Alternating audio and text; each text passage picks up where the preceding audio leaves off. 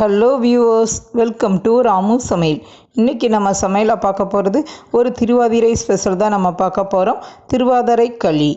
இதை ஸ்கிப் பண்ணாமல் முழுசும் பாருங்கள். உங்களுக்கு ரொம்ப யூஸ்ஃபுல்லாக இருக்கும். வாங்க வீடியோக்குள்ளே போய் பார்க்கலாம். இங்கே பாருங்கள் ஃப்ரெண்ட்ஸ், இன்றைக்கி நம்ம வீடியோவில் பார்க்க போகிறது திருவாதிரை ஸ்பெஷல் தான் நம்ம பார்க்க போகிறோம்.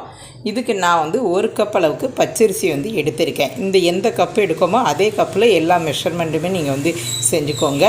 இப்போ இதில் ஒரு கப் அளவுக்கு பச்சரிசி நல்லா நான் க்ளீன் பண்ணி எடுத்துகிட்டு வந்திருக்கேன். ஏன்னா அரிசியில் கொஞ்சம் டஸ்ட்டெல்லாம் இருக்கும் பாருங்கள். அதனால் ஃபஸ்ட்டே நல்லா க்ளீன் பண்ணிவிட்டு கொஞ்சம் நேரம் ஃபேன் காற்றுல உணர வச்சு எடுத்துகிட்டு வந்திருக்கேன். இப்போ இதை நல்லா கொஞ்சம் கலர் சேஞ்ச் ஆகக்கூடிய அளவுக்கு வறுத்துக்கிடணும். அந்த வறுத்த வாசமும் வரணும், கொஞ்சம் அந்த ஒரு பொன்னிறமாக இருக்கணும். அப்படின்னா தான் நம்ம அந்த திருவாதிரை களிக்குள்ளே அந்த கலரே அதான் நல்லாயிருக்கும். இப்போ இதை இப்படி தொடர்ந்து மிக்ஸ் பண்ணி விட்டுக்கிட்டே இருங்க. ஒரு 2 மினிட்ஸில் இது நல்லா வறுபட்டுரும். இப்போ அது வரை வெயிட் பண்ணலாம். நம்ம அன்றைக்கி திருவாதிரை அன்றைக்கி ஒரு வாயாவது களி சாப்பிடணும் அப்படின்னு ஒரு பழமொழி ஒன்று சொல்லுவாங்க. அந்த அளவுக்கு திருவாதிரைக்கு இந்த களி ரொம்ப முக்கியமானது. அதனால் இந்த வீடியோ ஸ்கிப் பண்ணாமல் முழுசும் பாருங்கள். இதே மாதிரி நீங்களும் ட்ரை பண்ணி பாருங்கள். ஃப்ரெண்ட்ஸ், இந்த அளவுக்கு வறுபட்டுருக்கு. இந்த அளவுக்கு கொஞ்சம் கலர் சேஞ்ச் ஆகிருக்கு பாருங்கள். இப்போ இந்த ஸ்டேஜில் நான் வாசனைக்காக 3 ஏலக்காய் எடுத்து வச்சுருக்கேன். அதை இதிலே ஆட் பண்ணிடலாம். அப்படின்னா நம்ம ஃபைனாக திரிக்கிறதுக்கு வசதியாக இருக்கும். ஏலக்காயும் இதில் கொஞ்சம் சூடேறிடும். இப்போ இதை ஸ்டவ்வை ஆஃப் பண்ணிவிட்டு இதை ஒரு பிளேட்டுக்கு ட்ரான்ஸ்ஃபர் பண்ணிடலாம். இப்போ இதில் ஒரு 2 டீஸ்பூன் அளவுக்கு சிறுபருப்பு எடுத்து வச்சுருக்கேன். இதையும் இதில் ஆட் பண்ணிடலாம். ஆட் பண்ணிட்டு இதுவுமே நல்லா கொஞ்சம் கலர் சேஞ்ச் ஆகக்கூடிய அளவுக்கு இதை வறுத்து விடணும். இது ஒரு நிமிஷம் ஆகும். இப்போ அது வர வெயிட் பண்ணலாம். பாருங்கள் ஃப்ரெண்ட்ஸ், இந்த சிறுபருப்பு இந்த அளவுக்கு வறுபட்டால் போதும். நல்லா கலர் சேஞ்ச் ஆகிருக்கு. இப்போ இதை அந்த அரிசி இருக்கிற பிளேட்டில் இதையும் தட்டிட்டு கொஞ்சம் நேரம் ஆற வச்சு எடுத்துகிட்டு வந்துடலாம். ஃப்ரெண்ட்ஸ், இப்போ இது ஆற வச்சு எடுத்துகிட்டு வந்துட்டேன். இது எந்த அளவுக்கு பவுடர் பண்ணணும்னு பார்த்தீங்கன்னா, ஒரு ரவா பதத்துக்கு இருக்கிற அளவுக்கு பவுடர் பண்ணிக்கோங்க. நீங்கள் மிக்ஸி ஜாரில் போடும்போது பல்ஸ் மோடில் போடுங்க. அதாவது எப்போவுமா மிக்ஸியை திருப்புற மாதிரி திருப்பாமல் ரிவர்ஸில் நீங்கள் திருப்பினீங்கன்னா அதுதான் பல்ஸ் மோடு.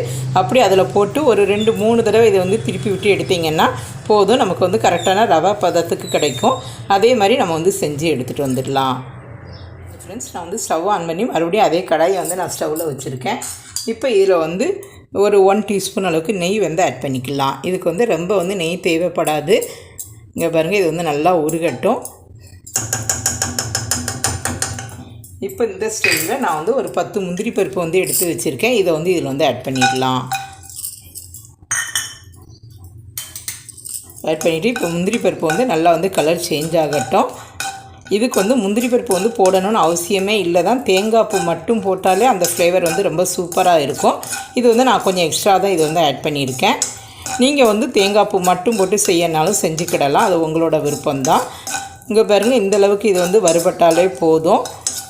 இப்போ இந்த ஸ்டேஜில் நான் எந்த கப்புனால் 1 கப் அளவுக்கு அரிசி எடுத்து வச்சுருந்தேனோ அதே கப்புக்கு 1 கப் அளவுக்கு தேங்காய் துருவல் எடுத்திருக்கேன். இதையும் இதில் ஆட் பண்ணிடலாம். இதில் கொஞ்சம் தேங்காய் துருவல் அதிகமாக இருந்ததுன்னா நல்லா ஒரு வாசமாக இருக்கும். சாப்பிட்றதுக்கும் ரொம்ப டேஸ்ட் ரொம்ப சூப்பராக இருக்கும்.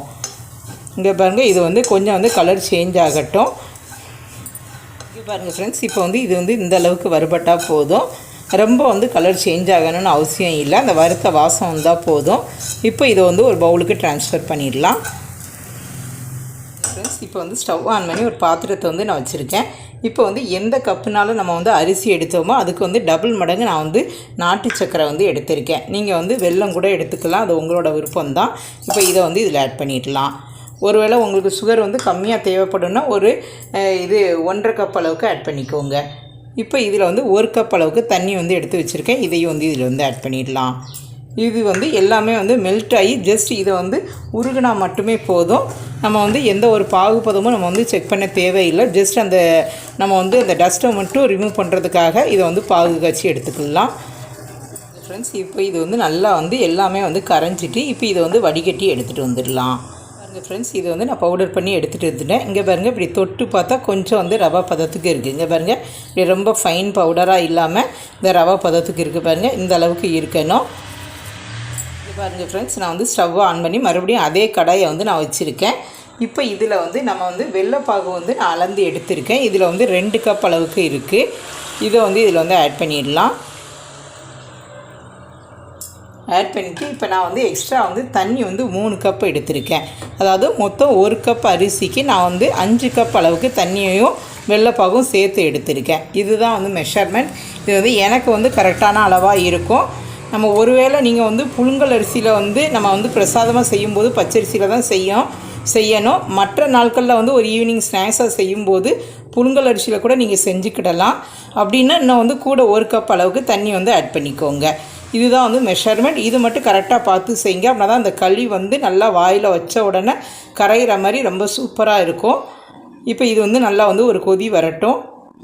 பாருங்கள் ஃப்ரெண்ட்ஸ், இப்போ வந்து தண்ணி வந்து நல்லா கொதிக்க ஆரம்பிச்சிட்டு இப்போ இந்த ஸ்டேஜில் நான் இதில் வந்து என்ன பண்ணியிருக்கேன்னா அந்த மாவு கூடையே இந்த தேங்காய் பூ முந்திரி பருப்பெல்லாம் நம்ம வறுத்து வச்சுருக்கோம் பாருங்கள், அதையும் வந்து இதில் வந்து ஆட் பண்ணியிருக்கேன். இது ரெண்டும் சேர்த்து நம்ம போடும்போது இந்த மாவு வந்து கட்டி தட்டாமல் வரும். அதனால் இதை வந்து இந்த மாதிரி நீங்களும் வந்து செஞ்சு பாருங்கள்.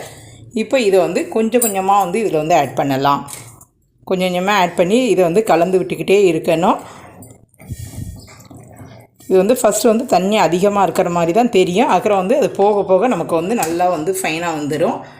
இங்கே பாருங்கள், இப்போ வந்து எல்லாமே வந்து கட்டி தட்டாமல் நமக்கு ஒன்று போல் இருக்குது பாருங்கள். இந்த தேங்காய் பூ வந்து அது கூட சேர்த்து செய்யும்போது நம்ம வந்து பயப்படாமல் நம்ம செய்யலாம்.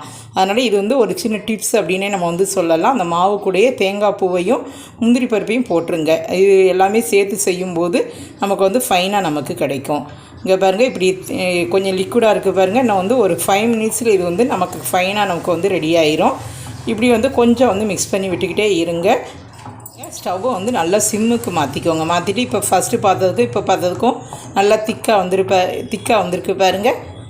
இப்போ இதை வந்து நம்ம வந்து ஒரு மூடி போட்டு இப்படியே வந்து ஒரு 5 மினிட்ஸ் நம்ம வந்து வச்சுருக்கலாம்.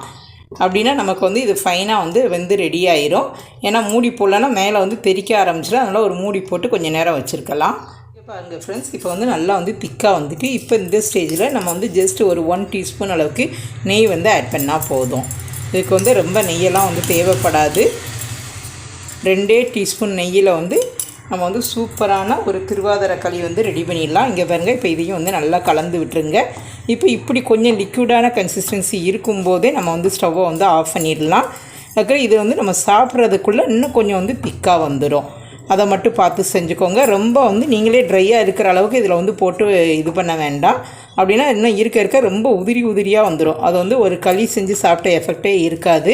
அதனால் அதை மட்டும் பார்த்து செஞ்சுக்கோங்க. இங்கே பாருங்கள், இந்த அளவுக்கு வந்து பாத்திரத்தில் ஒட்டாமலேயும் வருது. இந்த அளவுக்கு கொஞ்சம் லிக்விடாக இருக்கிற மாதிரி இருந்தால் போதும். நமக்கு இது வந்து ஆறுனதுக்கப்புறம் கொஞ்சம் சாப்பிட்றதுக்கு ரொம்ப சூப்பராக இருக்கும். இந்த திருவாதிரைக்கு இதே மாதிரி உங்கள் வீட்டில் நீங்கள் செஞ்சு பாருங்கள். மறக்காமல் நம்ம ராமு சமையலுக்கு ஒரு சப்ஸ்கிரைப் பண்ணுங்கள். நம்மளோட வீடியோ வந்து முழுசாக பாருங்கள்.